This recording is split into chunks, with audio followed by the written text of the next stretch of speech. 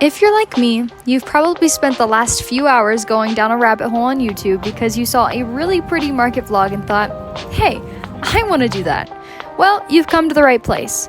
Whether you're a crochet artist, candle maker, or just starting your handmade business, this video is your go-to guide for what you actually need to bring to a vendor market. I'll walk you through the essentials, the extras that make life easier, and some tips I wish I knew when I started. So, grab a work in progress, open up your notes app, and let's get into it.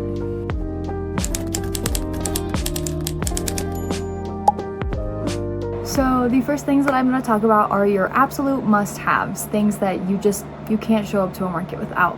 Now this changes depending on the markets that you sign up for. For example, indoor markets don't usually need a tent, but outdoor markets require them majority of the time. So this list will change and shift depending on what you have available around you, but for the most part, this is the list of the things you actually need.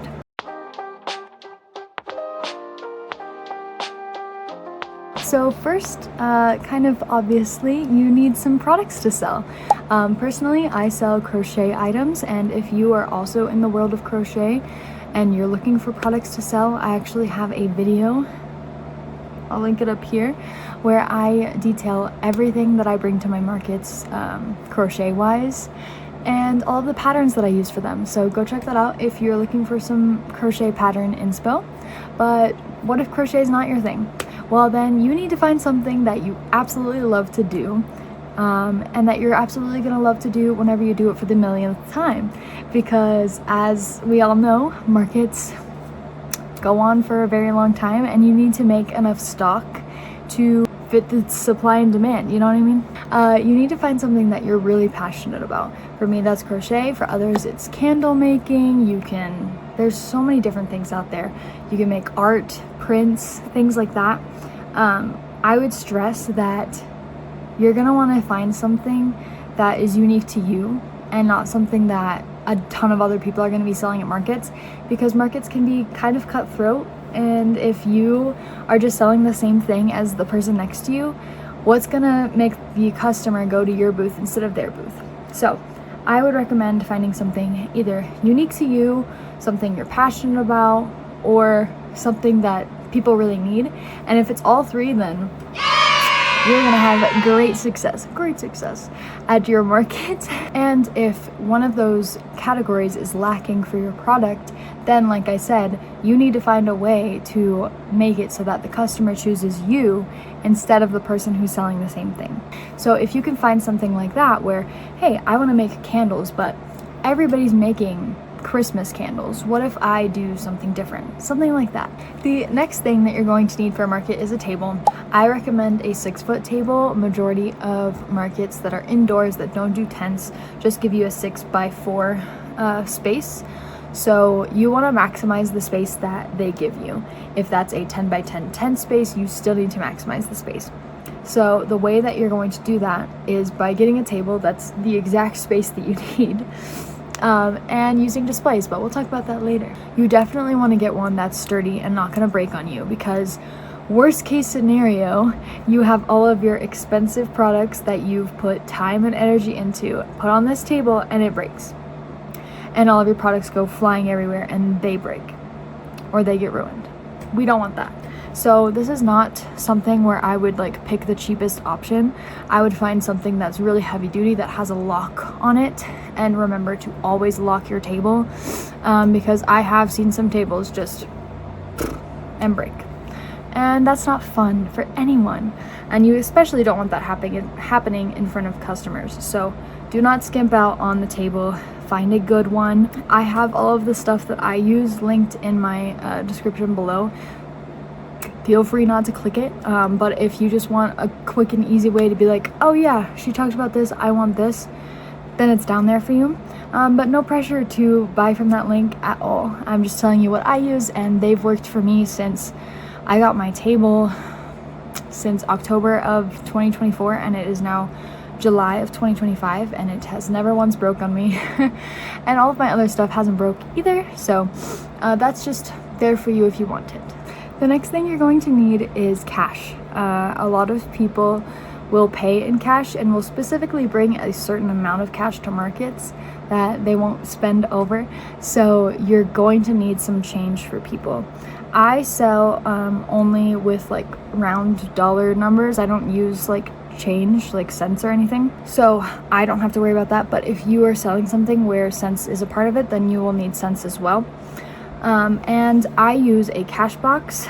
It's super, super helpful. It makes you look a little bit more legit if you get a cash box, because then you're not just like reaching in your wallet to like hand them money back, which is like kind of, I don't know, weird, I guess. I don't think it's weird, but maybe some customers will. The other option is a fanny pack, which might be the safer option if you live in an area where people have said that cash boxes are stolen, because it's a lot harder to steal a fanny pack that's literally strapped to your body than it is to steal a cash box. Now, I will say, I've never had an experience where somebody has stolen my cash box. But that doesn't mean that it doesn't happen. Luckily, I always have my boyfriend with me, and 2 eyes, or I guess 4 eyes, are better than 2 or 1. And we are always right by the cash box. I never leave it. It's one of the first things that I pack up, and it's one of the last things that I take out of the car. You always want to be super vigilant about your money, because unfortunately we live in a world where it can be stolen, and you don't want that to happen. That would be really, really sucky and bad. Keeping on theme with the cash section of this, the next thing you're going to need is a card reader, or Venmo, PayPal, all of those things. A lot of those platforms require you to have a business account specifically if you're going to be doing transactions for a business, which you will be if you're doing markets. You're going to need a QR code, signage for all of those things so that people can access them. And then the card reader. You can get card readers from any like website service, basically. I use Shopify. It is very like easy to use, and they actually send you the card reader for free whenever you like sign up and like make a website and do all of that. So which I highly recommend having a website if you're going to be doing markets, because people will order from you later if you give them a business card to it. There are going to be some people who carry cash, and there are going to be some people who do not carry cash, and you're going to not want to turn any single sale away because you don't have the means to accept the sale through the payment method that they're prepared to pay you with. So I like to have as many options as possible. The next thing would definitely be like an emergency bag. This isn't really like, nothing crazy is gonna happen at your market. This is more so like for things that are gonna happen in your booth. So tape, scissors, zip ties, power banks, just in case your card reader dies, things like that, where you don't even think about it until it happens and you're like, oh my gosh, I need this right now. Clorox wipes, because things will get dirty and you don't want your products to look dirty whenever people are looking at them, so wipe off your products. Or if you're selling things like fabric, then bring a lint roller so you can like clean off your products and make sure everything looks good. And oh, I almost forgot, sunscreen. Dude, please bring sunscreen. Even if you're doing an indoor market, you're going to be loading and unloading in the sun, and it takes a while. It definitely does, and you don't want to get sunburned. That would be really, really unfortunate.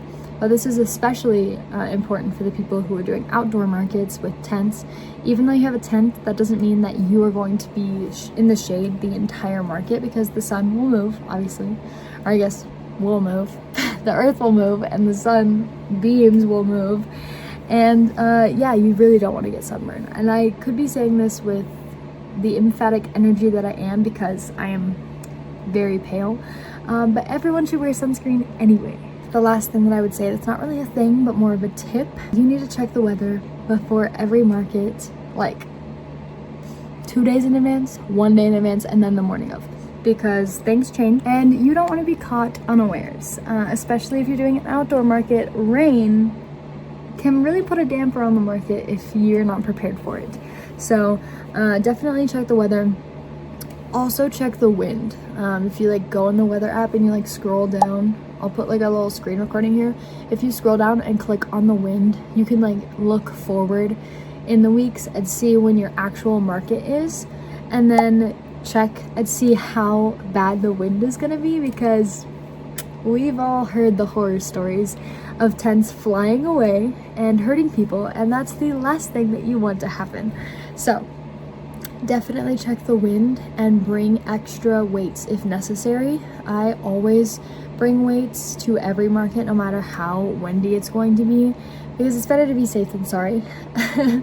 But I put weights in my actual displays and I put them on my tent. Obviously it is required, so you have to. Very important part of the whole process is checking the weather, making sure if it's raining you have everything you need, and you might want to cancel on markets if it's raining, if your products are especially sensitive to getting wet or things like that.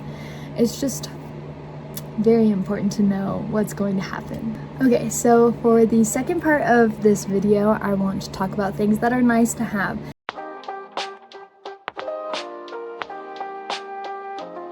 For some people, the first part of this is like must have, because the first thing I want to talk about is a tent, which is a must have if you're doing an outdoor market. But for other people who are only signing up for indoor markets, this is a nice to have. A tent is incredibly important to have if you're doing outdoor markets though. I personally use a 10 by 10 Crown Royal Shades tent, I think is what it's called. I'll put a picture of it here. And it is fantastic. It is such a great tent. I love how easy it is to put up. I luckily have the help of my boyfriend to help me put it up, but I bet I could put it up by myself because it's just so easy.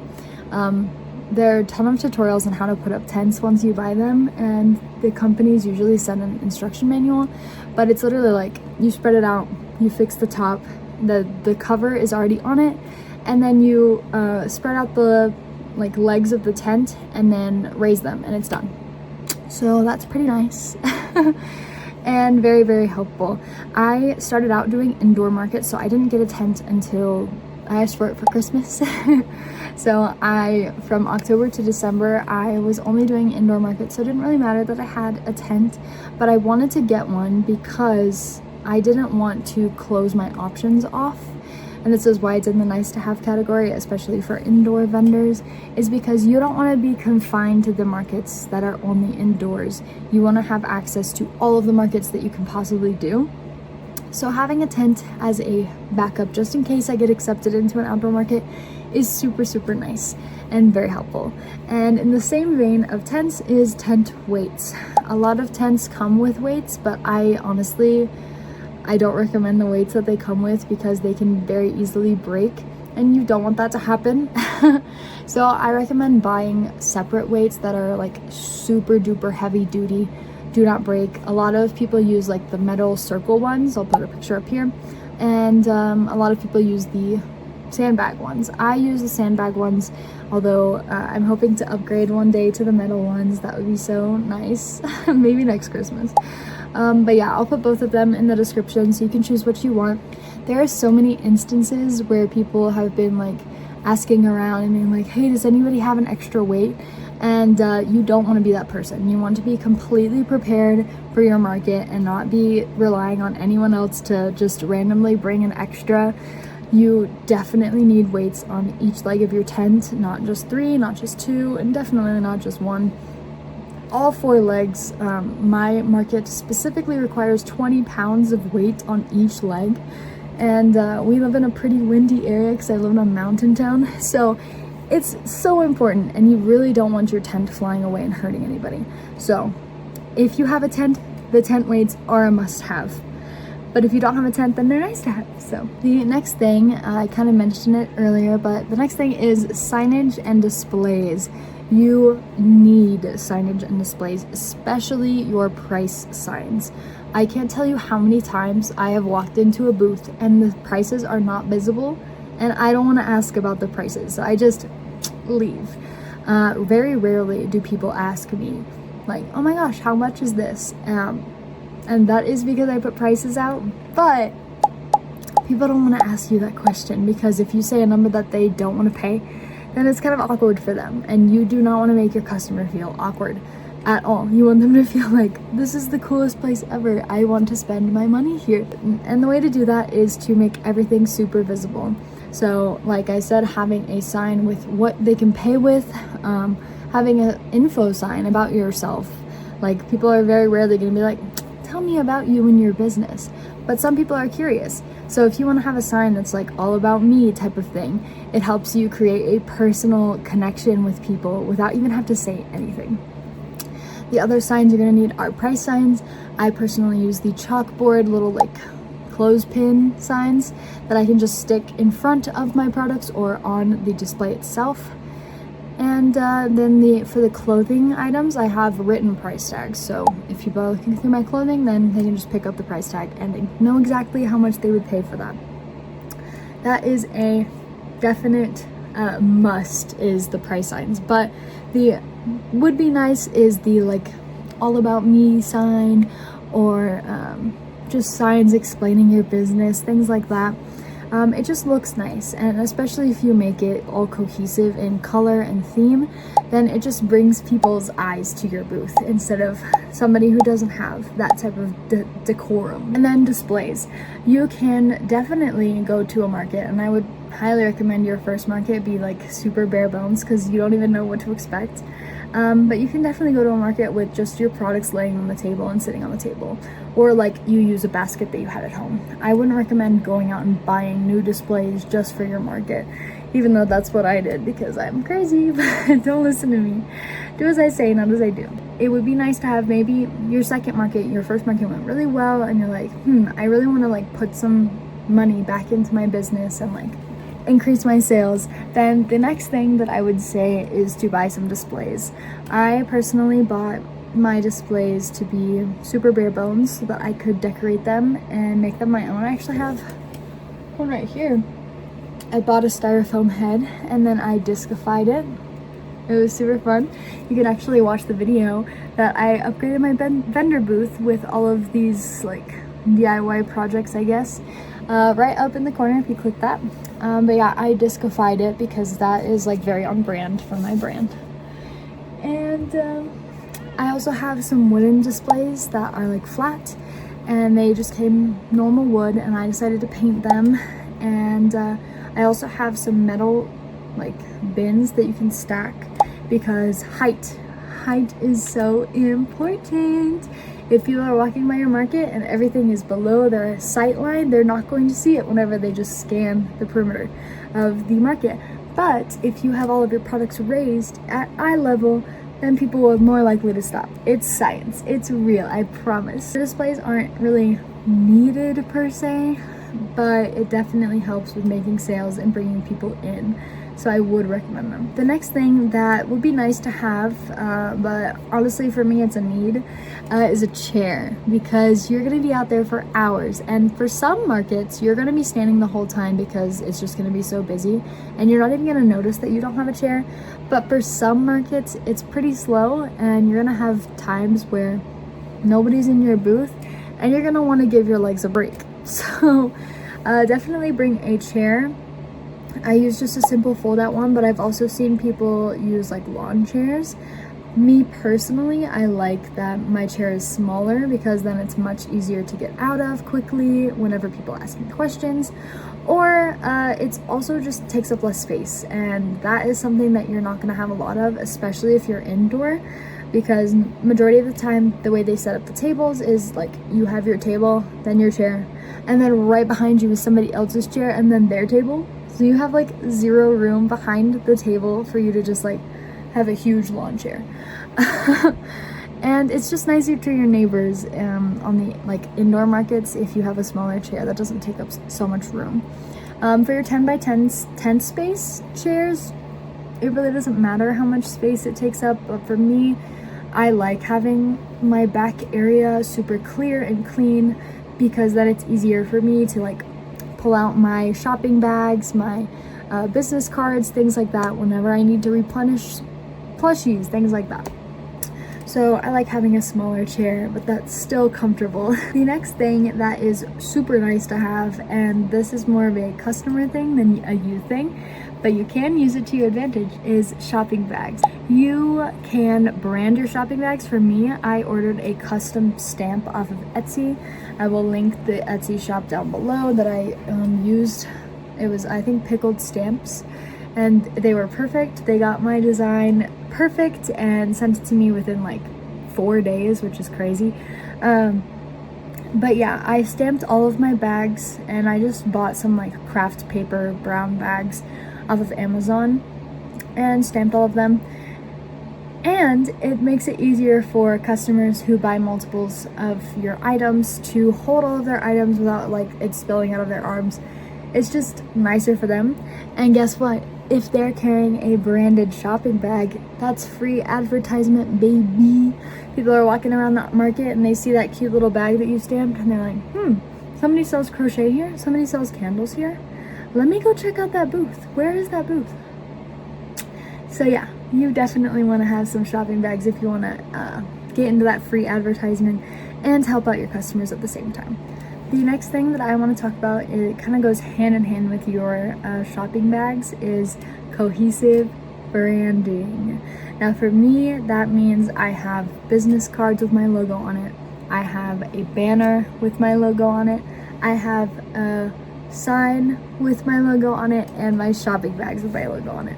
Because when people see your shopping bags, they're looking for that logo, and if your stuff isn't like branded to all get out with your logo, they're not gonna know it was you. And it's just more pleasing to look at when everything is cohesive. So my brand is like very blue, green, yellow, and orange. Those are my 4 colors that I've chosen because I love retro things, but I'm kind of leaning into pastels more now. We'll see. But I love retro colors, and so everything in my booth is one of those colors, basically. My banner behind me is super visible from all the way around because it's huge, and then my business cards are like right at the front of my table so that anyone who wants one can pick it up.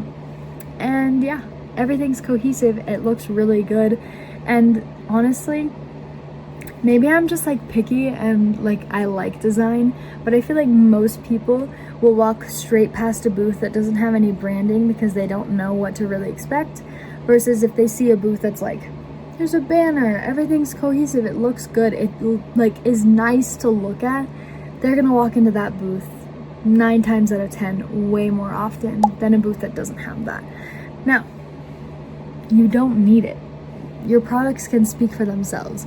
It's just a little icing on the cake. Now for the last thing in this category, I want to talk about a rolly cart. This is incredibly helpful for outdoor markets because majority of the time you are not allowed to park right next to your booth. Luckily, all of the markets that I've done have let me do that. So I haven't really used it for this purpose much as of yet, but I know I will in the future. Right now I use it mostly for groceries, but it's helpful for everything. You can use it for everything. But specifically for markets, you're going to have to park and unload your car and then walk to your space. Now, how many trips do you want to make? Especially because if you're doing this by yourself or only with 2 people, your stuff's going to be left unattended a lot if you do a lot of trips. So you don't want to do a lot of trips.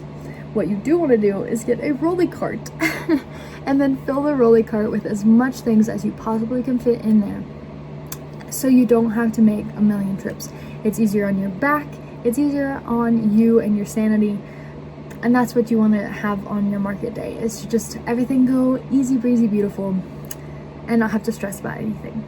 So I totally recommend a rolly cart to bring all of your stuff to your market space and then all of the stuff back to your car. It's just a lifesaver. And you don't want to show up to your market, have to unload everything, get super sweaty and tired, and then have to say, hi, I'm blah blah blah, here's my business, to 100 customers.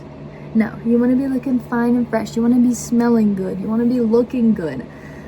Your customers care about that, so you don't want to get all hot and sweaty right before you have to talk to a ton of customers. So that's another reason. The last section of this video that I want to talk about are just my tips and tricks for markets.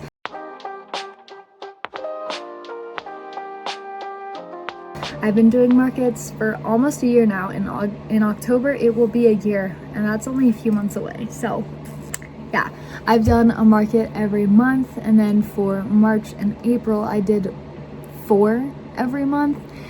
And then now I'm doing 2 every month. So I've been doing a lot of markets and I've had a lot of experience, and I don't want you to have to go through the same things that I did. So my first tip is that you should do a mock setup before you go to your first market. And honestly, anytime you bring in a new product, a new display, or anything like that, you should do a mock setup. Because the last thing that you want to do is to show up at your market and the market starts in 5 minutes and you have no idea how to set up your table. That would be really bad. So what you want to do is to set up your table. You don't have to like put everything out. That's unnecessary. What you should do though is set up your table the way that you're gonna set it up. Put your displays in the way, maybe put like one animal or one product on each display, just so you know what it looks like, and move things around. Try different arrangements. What looks better to your eye? What looks better to a friend's eye? Ask your family, things like that. And then after you've found something that you think, maybe this looks great, then you can start filling it out with all of the products and all of the spaces. Then you can fill it out with the signs and the business cards and all of that. Whatever you have for your table, then put all of it there. So you really see, this is exactly what it's going to look like at my market. And then take a picture because you don't want to forget. But yeah, that's incredibly important for your first market. And I set up a mock display anytime I introduce a new product, just to see, what is this gonna look like? Do I really like how this looks against my other products? Things like that. It's important and you should do it. My next tip is that you should not waste a single market. Now, what do I mean by that? So each market is going to be different. There are some markets where you're gonna make a ton of money and it's gonna feel awesome. And there are some markets where you're not gonna make even your booth fee back. That's just how it is. It's up and down and it's not guaranteed. Any sales are not guaranteed. So what I mean by don't waste any market is that on those slower markets, there's a lot that can be done. Even if you don't have a super big social media or YouTube, you should be taking pictures of your booth. You should be taking pictures of all your products, all of the good lighting, the setup. It's going to be perfect for product photos if you're making a website. So don't waste that time. If nobody's shopping, then you should be working. For me, I like to bring a crochet project, or if maybe you make products, your handmade products, where you can bring some with you.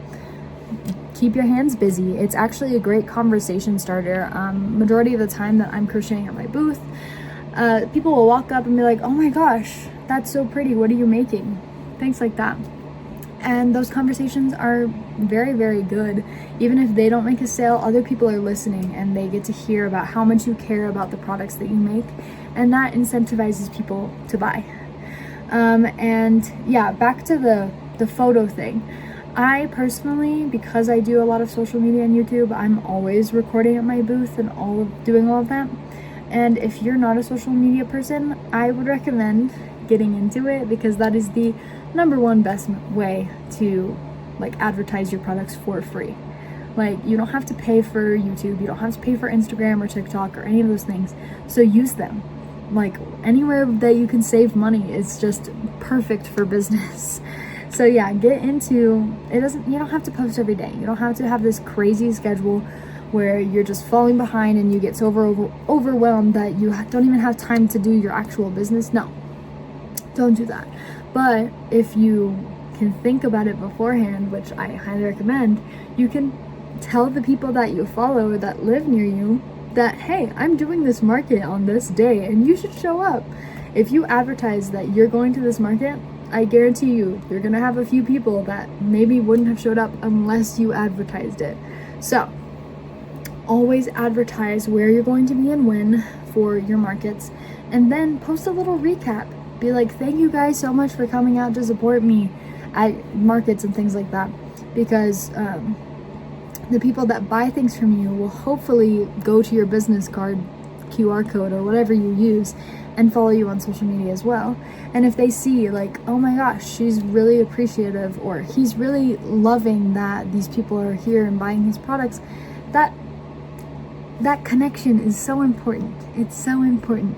So always post recaps, always post where you're gonna be and when, and take pictures at every market. Another way that you're not going to waste any market is your attitude. We had to talk about it, I know, but it is important. You need to go into every single market expecting nothing. Expect nothing and you will be pleasantly surprised. For me, I like to set goals, and they're not always monetary, but some of them are. For me, I set a base goal, a better goal, and the best goal. My base goal is always to make my market feedback, because then I'm not losing money. Then I hit net zero, and that's perfect. That goal is almost always reached, and to reach a goal is morality booster. So keep your first goal super, super low, very reasonable, so that it's something that you can be like, well, at least I made my booth feedback. You know what I mean? Yes. And then for something like my better goal, that's going to be around, because I've done markets a lot, I know around what I normally make at a good market, and for me that's $300. So my better goal is usually $300, because then I'm like, okay, this market went pretty normal. That's how most of my markets go, so I'm really happy with this number. And then something like my best goal, that would be something like 500, 700, or if I'm shooting for the stars, 1,000. That would be crazy. But all the numbers change depending on what you sell and what you normally make. So for your first market, keep it easy, keep it low and simple, and you will feel so much happier having those goals met than if you just went in not having any goals and then you have no idea if you did what you wanted to or not. And the other goals that I do that are not monetary is things like make friends with my booth neighbors. So the markets I do normally have a person next to me on either side, and I like to talk to both people on the sides and make some friends. Not only is this great for slow markets, so you're not bored out of your mind, but it's also great for networking, because I can't tell you how many markets I've signed up for just because the person next to me was like, hey, are you doing this market? It's so helpful to make vendor friends. And then another goal that I normally have is to go and support at least one vendor. For me, last time I did a market, I bought this beautiful clay pot from a potter booth, I guess. And yeah, it just makes me feel good that I'm supporting the people around me, because a lot of the times the vendors around me support me as well. So it's always good to give back to the small businesses around you. I'm a firm believer, if you spread kindness, it will find its way back to you. So just be kind to the people around you and support them, because they will support you back and be nice to you. The next thing that I want to talk about is keeping track of your inventory. I see a lot of people have a notebook where they write down what sells, which is great. It's awesome. Whatever works for you, works for you. My thing personally is the Shopify card reader that I use logs everything for me, which is super nice. If I'm using card, then it's already taken care of, but if I do cash transactions, then I have to type in what they got and cash and all that. But yeah, that keeps track of my inventory for me. This is incredibly helpful if you're doing multiple markets within a set amount of time, because you don't want to have to pull out your bins of inventory and count each thing and be like, oh, how many more do I have to make of this? And it just takes way too long. So if you go to your market and you keep track of what you sell and all of your inventory, then you can just pull up your spreadsheet, pull up your notebook, and see, oh, I sold this many of this, I sold this many of this, and that means I have to make that amount for my next market. It's incredibly helpful, so don't forget to do that whenever you do a market, if you're thinking about doing them more than once. The last tip that I want to have for you guys is that you do not want to be the vendor that steals sales from other vendors. And this is kind of unfun to talk about, but it needs to be talked about. There's a vendor etiquette that's very unspoken, and if you don't know about it, people will look at you what the heck are you doing, and you just have no idea. So I don't want you to be that person. So here you go. Here's the unspoken rules of vendoring. Number one, do not talk to customers that are not in your booth. If there is a customer that is in somebody else's booth, Do not pull the attention away from their inventory and bring it to yours. That's just uncool and not very nice, and nobody likes to be on the other side of that, so don't do it to somebody else if you don't want them to do it to you. The golden rule applies, guys. Number 2 is you shouldn't be like going into other people's booths and talking to them when they're really busy. It's great to make friends and to talk to your booth neighbors, but if they're like running around trying to help customers and make sales, don't try to pull their attention away from the customers either, because they need to focus on the customers. And then number 3, I actually talked about this in my last market vlog, is if you forgot something, do not rely on your booth neighbors to provide that for you. The people next to me were a jewelry brand, and they forgot a full-length mirror, or even just a normal mirror. And so the entire market, they were sending people from their booth to my booth because I had a mirror. And this entire market, people were seeing people walk into my booth and then immediately walk out, which isn't a great look. So personally, I would just recommend that if you didn't bring something, don't rely on somebody else to provide it for you, and don't make other booths look bad because you forgot something. Overall, if you just respect the boundaries of people and make sure that you're not like pulling attention away from their products, then you will be fine and nobody's gonna be upset with you or anything. But yeah, just think about what you wouldn't want somebody to do to you, and then don't do it to anyone else. There you go, easy. But yeah, that's all of my tips for markets. I'm sure I have a million more that I'm just not thinking of, but that's what my brain came up with as I was writing the script for this video. And I'm sure there are other items that I probably didn't talk about, but all of the things that I used for my market will be linked below. So if I forgot to talk about something, it will be there. Thank you guys so much for watching. Let me know down in the comments if you do markets. What are the things that I'm forgetting about? What do you always bring to markets that nobody brings and everyone forgets? Let us all know so we can all work together and be a small business community that uplifts each other. That's what I want for this channel so bad. And if you like this video and found it helpful, don't forget to like and subscribe. I post a lot of small business content here on YouTube, but also on TikTok. And yeah, thank you so much for watching. I'll see you next time. Bye!